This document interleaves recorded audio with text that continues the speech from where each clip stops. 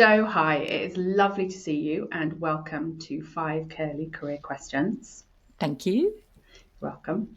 So, Jo, you help qualified coaches build brilliant businesses with honesty, not hype.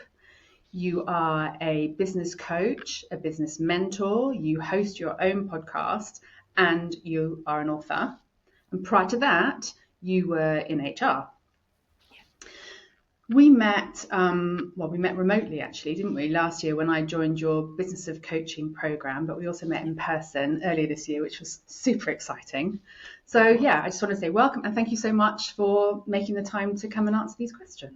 Yeah, it's been lovely to just very briefly reflect on the questions. So I can't wait because I love looking back. Nice, cool. Okay, so first question. Tell me about a time when you experienced a career transition or a time that you felt a bit stuck. Yeah, so my main one is when my daughter was starting school, so it's perfect timing now. And the school have this ridiculously long lead in. So I see all the mums at the gate now. So you bring your kid for like an hour on a Tuesday. And then in 2 days' time, you get to bring them for an hour and a half. And then 3 days later, you get them to bring them for 4 hours. And then it was like a 2.5, 3 week of this faffing around, considering you've just had 6 weeks summer holidays and you've obviously quit the previous childcare that you had. There's literally no way of going to work anymore. So just because of that ridiculous little 3 week period, I quit my job in London. And anyway, to be honest, I couldn't make it to and from London anymore with the train times, with the school drop and my son was at childminder. So with all the complications, it was impossible. So it was a huge deal though at the time because I always worked for trade unions. So there was like 33 days annual leave and final salary pension and, good salary, good, all the trappings, I now call them, of employment. I used to call them benefits. Yeah, I think we all did, didn't we? Yes. So it felt extremely risky because I was pretty lucky where I was in terms of a bit of flexible working and a bit of work from home and, things you feel like, oh my God, I'm never going to get this elsewhere. So I have to stick in this job, whether I'm unhappy or not. But I obviously couldn't, literally logistically. So I was fortunate enough to just think, do you know what, I've got to quit and think about something different. So that was it for me. Yeah, that's a massive step though, a big step to take. But yeah, congratulations on taking that step. Thank you. Okay, so question 2. Our priorities change. I mean, you just talked about kind of a bit of a priority change there, but what's important to us in our 20s, our 30s, things change. So in what one way have your priorities changed?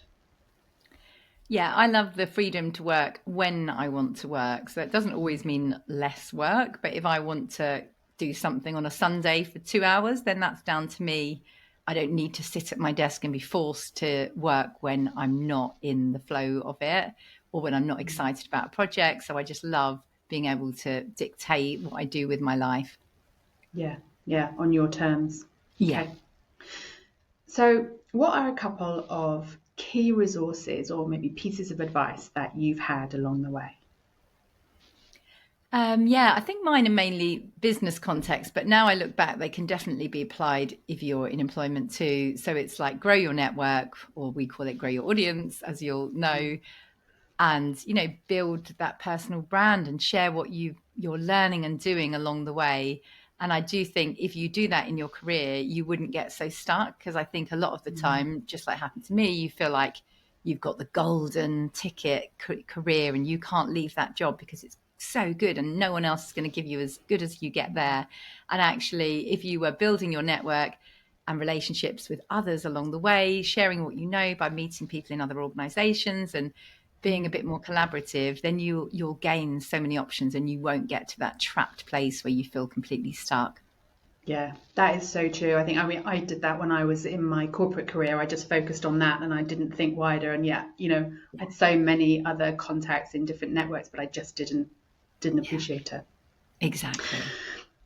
So Jo, I really don't like coriander. I hate it. I love So, coriander. so many people do. I just don't understand that. It's my Anyway, favourite. if you imagine you hated coriander, that sense of hating something or disliking it intensely, if you translate that feeling to the work context, in a professional setting, what would your coriander be? Your coriander Yeah, so equivalent, sorry. mine is lack of compassion if people need time off for their family. So, for example, if your parent dies or if your kid's sick, like our work used to have this ridiculous rule, which was you've got 24 hours to arrange for someone else to deal with this. It's like, who wants to sort my parents' funeral? Not this wasn't me, but this was other people. Who else wants to sort my mum's funeral, or who else wants to come and clean up my kid's sick? It's like such a Yeah. stupid rule. And I used to work in HR, obviously, and I was not sadly the head of HR. So I just had to suck this up. And it was the most ridiculous thing I'd ever heard, because sadly, there is no magic fairy who is coming to do those things when you need it. So despite the fact I didn't personally have many of those things come up, seeing other employees in the workplace be treated horrendously in those type of occasions, I absolutely hate. Wholeheartedly agree. Thank you. So, your fifth question.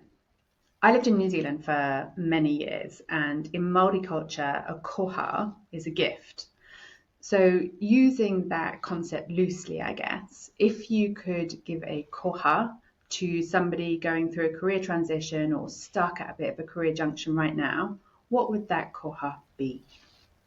I think it's you can do more than you think you can. 100%. Like if you think, I think well, obviously I'm biased now, but I think employment, obviously I'm not saying everyone needs to set up their own business, but No.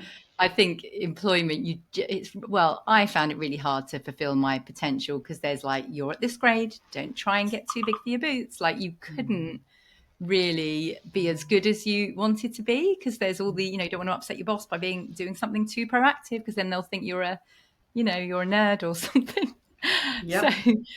so I just think, you can do more than you think. So get in the right environment, whether that is entrepreneurship or a different job, which does allow you to thrive. So you can have great ideas and be better than you think you are. Fabulous. Love that. Thank you. So that's the end of your 5 curly career questions, but you do have a mystery question. Ooh. So I borrowed this idea from Stephen Bartlett from his podcast. And so this is a question that's been left by a previous guest. And you have the opportunity, obviously, to leave one as well. So your mystery question, what's a skill you don't already have that you wish you did? Yeah, I was about to say video editing, but I do edit every single week. But I want to be a lot better at video editing because I do think that's the way things are going. You need to be doing video more often, making them look exciting, being really brief. So for me, I think talking on camera and editing the videos afterwards or finding someone amazing. Now I don't want the skill. I want to delegate the skill. But video essentially for me is the one. Yeah. Brilliant. Thank you, Jo. That is the end of your 5 curly career questions. So thank you so much. It's been lovely to spend this time with you. Yay, lovely to talk, Helen. Thank you.